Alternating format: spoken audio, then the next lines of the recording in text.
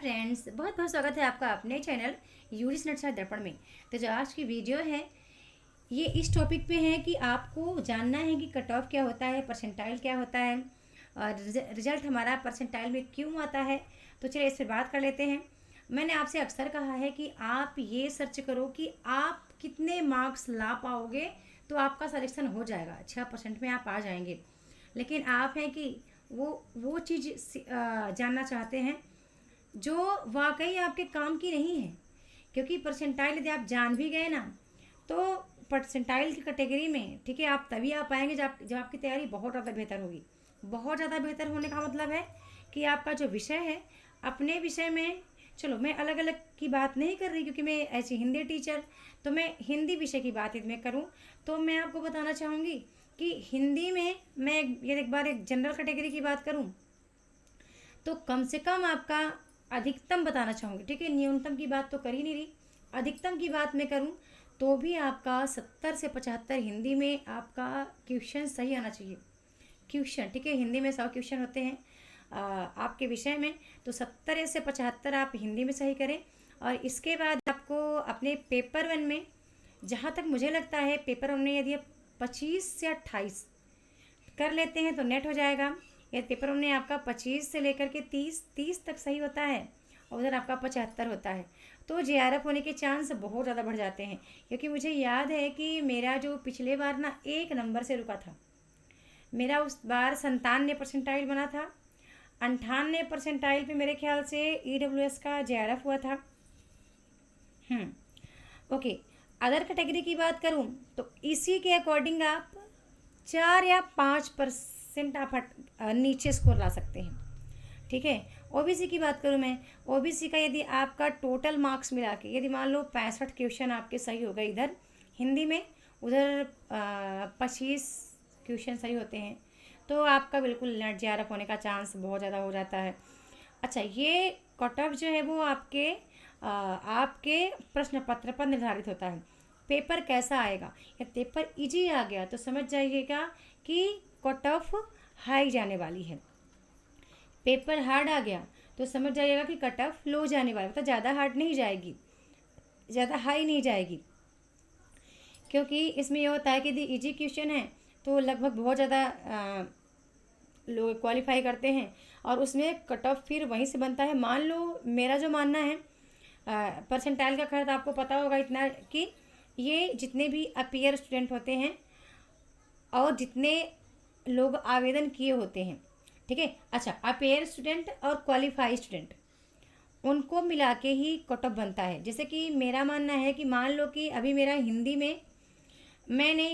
में paper one का नहीं जोड़ रहे, हिंदी में मैंने इस बार कर लिया 70 क्वेश्चन मेरा सही हो गया।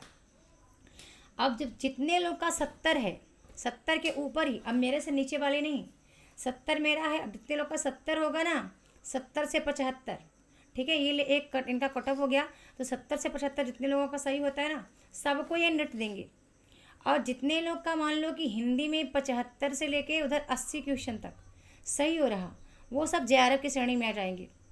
ठीक है, तो जितने जेआरएफ आपको पता है उन्हीं को दिया रहता है जिनका नेट ऑलरेडी होता है, 6% लोगों का नेट होता है, और उन्हीं में से ये 1% या 2% लोगों को जेआरएफ दे देते हैं, है ना। वो जूनियर रिसर्च फेलोशिप जो पीएचडी करने के वक्त आपको एक स्कॉलरशिप दी जाती है ताकि आप अपना रिसर्च बहुत ही अच्छे से कर पाएँ। तो मेरा कहना है कि आप ये ध्यान मत दो कि परसेंटाइल क्या है, नॉर्मलाइजेशन क्या है, परसेंटेज आपको ऑलरेडी पता होता है। ठीक है, आप इस पे फोकस करो कि आपका जो भी कैटेगरी है आप कितना अच्छा स्कोर कर पाएंगे। जितना अच्छा आप स्कोर करेंगे उसके हिसाब से आप 6% में आ पाएंगे, अन्यथा ये टाइम बिल्कुल नहीं है ये सब सर्च करने का। ठीक है, आप नॉर्मलाइजेशन सर्च करो, मत करो कुछ मत करो सर्च।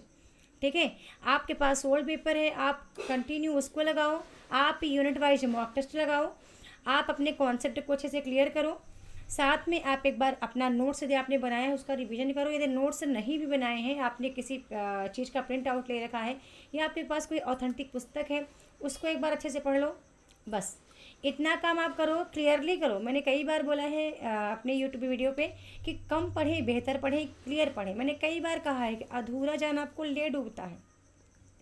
जो भी पढ़ें उसको बेहतरीन तरीके से पढ़ें, यानी कि आपको जितने भी रचनाकार हैं उनकी रचनाएं परफेक्ट पता होनी चाहिए, वहाँ पे डाउट नहीं होना चाहिए। प्रकाशन वर्ष परफेक्ट पता हो, वहाँ पे डाउट नहीं होना चाहिए। पात्र परिचय परफेक्ट पता हो, कोई रचना है उसका उद्देश्य विषय वस्तु क्लियर हो, रचना को क्या पुरस्कार मिला है बिल्कुल क्लियर होना चाहिए। रचना कितने खंडों में है, कितने भागों में, कितने अनुच्छेदों में, कितने परिच्छेदों में, कितने सर्गों में, ये चीज़ आपका परफेक्ट होना चाहिए। जो खंड हैं, जो भाग हैं, जो अंक हैं, उनके शीर्षक आपको पता होना चाहिए, क्योंकि यहाँ से प्रश्न आते हैं। और मेरे ख्याल से यूट्यूब के मंच पर इतना डीपली कोई मैं भी वॉच करती हूँ, तो मुझे नहीं लगता कि इतना डीपली प्रत्येक चीज़ आपको, हाँ लोग आके पढ़ाते हैं, PDF पढ़ाते हैं, लाइव क्लास पढ़ाते हैं, लेकिन वो हर चीज़ बताना शायद है कि मेरे यूट्यूब वीडियो पे आप बहुत ज़्यादा देखे होंगे कि वो हर चीज़ आपके पास है और जिसको देख करके आप एग्ज़ाम क्वालिफाई कर सकते हैं, जिसको अमल करके, जिसको आप फॉलो करके एग्ज़ाम निकाल सकते हैं। कहीं आपको भटकने की आवश्यकता ही नहीं है। और मंच पे मेरे ख्याल से यूट्यूब के मंच पे सबसे जो कम प्राइस का कोर्स है वो मेरे ख्याल से मेरा ही है। और मेरा कोर्स मैंने कहा ऑलरेडी उन वैवाहिक बंधनों में बंधने वाले महिला पुरुषों के लिए है जो मेरी तरह हैं, घर परिवार गृहस्थी है, बच्चे हैं, उनको संभालते हुए वो कैसे एग्ज़ाम को क्वालिफाई करें, कैसे निकालें, कैसे पढ़ें, क्या ना पढ़ें, क्या चीज़ देखें, क्या ना देखें, कहाँ टाइम दें, कहाँ नहीं देना है, वगैरह बहुत ज़्यादा इस तरह मैंने बात करी आपसे। ठीक है, तो ज़रूर आप वीडियो को देखा करें, ये वीडियो आपके बहुत काम की होने वाली है। और लगभग जब तक पेपर नहीं हो जाता मैं आपको ऑलरेडी मोटिवेट करती आ रही हूँ, मैं करती रहूँगी, हमेशा करती रहूँगी, क्योंकि मंच आपके लिए है, आपके द्वारा है, आपसे है।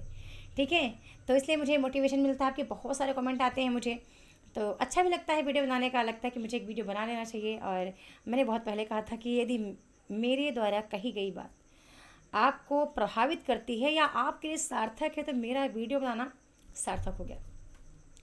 ओके, तो आई होप कि आपका ये डाउट क्लियर हो गया होगा कि आपको परसेंटाइल पे नहीं जाना है, नॉर्मलाइजेशन पे नहीं जाना है, अपना स्कोर गेन करो। स्कोर कितना आपको मिलना चाहिए, जितना ज़्यादा अपने स्कोर पे आप करोगे, ठीक है, प्रीवियस ईयर क्वेश्चन लगाओ, टाइम देख के लगाओ, ठीक है, ऐसा नहीं कि आप बैठे कितने घंटे बीत गए पता नहीं, कोई टॉपिक लेके बैठो, टाइम डिसाइड करके बैठो कि मुझे इतने टॉपिक में ये पढ़ना है। एक टाइम डिसाइड करो कि अलग अलग टाइम पे अलग अलग टॉपिक करना है। सुबह आपने इकाई 2 पढ़ा, दोपहर में आपने इकाई 3 को पढ़ा, शाम को आप इकाई कोई दूसरा इकाई ले सकते हैं, रात्रि के समय कोई दूसरा इकाई ले सकते हैं। जब मॉर्निंग में आप जगें तो उसको आप एक बार उसका समरी रिवाइज करें, क्योंकि ब्रह्म मुहूर्त में कहते हैं पढ़ी हुई चीज़ें देर तक आपके दिमाग पे रहती हैं, है ना। तो इस तरह से कर सकते हैं आप। और बाकी नेट का एग्ज़ाम निकालना बिल्कुल कठिन नहीं है, आसान नहीं है। यदि आपको एक सच्चा गाइडेंस, एक अच्छा मार्गदर्शक मिल जाता है तो ये कठिन बिल्कुल नहीं है। और आप इसको निकाल सकते हैं, अचीव कर सकते हैं। और आप चाहें तो असिस्टेंट प्रोफेसर बन सकते हैं फ्रेंड्स। ये असिस्टेंट प्रोफेसर बनना हर किसी के लिए पॉसिबल नहीं है, लेकिन यदि आपका ख्वाब है, आप अभी से सोचते हैं, तो वो ख्वाब आप ज़रूर पूरा कर सकते हैं। इसकी सैलरी तो बेमिसाल है, सैलरी की मैं क्या बात करूं। यहाँ पे पद है, प्रतिष्ठा है, सम्मान है, क्योंकि आप अपने ही एज ग्रुप के लोगों को टीच करते हैं, तो बहुत अच्छा लगता है। जैसे कि मुझे लगता है कि मैं अब आपके साथ जुड़ी हूँ, तो मेरे जो हम उम्र हैं वो तो मेरे से पढ़ ही रहे हैं, जो मुझसे काफ़ी ज़्यादा एज के हैं वो मेरे साथ रहते हैं, उनसे मुझे बहुत ज़्यादा सीखने को मिलता है। मैं तो चलो उनको सिखा ही रही हूँ अपनी परिस्थितियों से, अपने अंदर जो भी ज्ञान है उसको मैं आपके साथ साझा कर ही रही हूँ, बाकी आपसे भी सीख रही हूँ। तो ठीक है, वीडियो को स्टॉप करना चाहूँगी। और मैं चाहती हूँ कि अब आप इन सब चीज़ों के लिए कमेंट नहीं करेंगे, मैम परसेंटाइल को बताएं। ठीक है, परसेंटाइल का मतलब आप समझ चुके हैं कि जितने स्टूडेंट अवेयर हुए हैं और जितने क्वालिफाई हुए हैं उनको मिला के ही परसेंटाइल तैयार किया जाता है। ऑलरेडी आपको पता है जब एग्जाम 2 शिफ्ट में होगा तो रिजल्ट परसेंटाइल में ही आना है। ठीक है, तो वीडियो को लाइक कर दीजिए, चैनल को शेयर करें और चैनल को सब्सक्राइब जरूर करके रखें ताकि मेरी कोई वीडियो ना मिस हो। और आई होप कि आपको वीडियो आपके काम की रही होगी। मैं जब भी वीडियो बनाती हूँ मुझे लगता है कि आपके लिए वीडियो बहुत ज़्यादा उपयोगी हो और आप वीडियो से कुछ सीख पाएँ। धन्यवाद।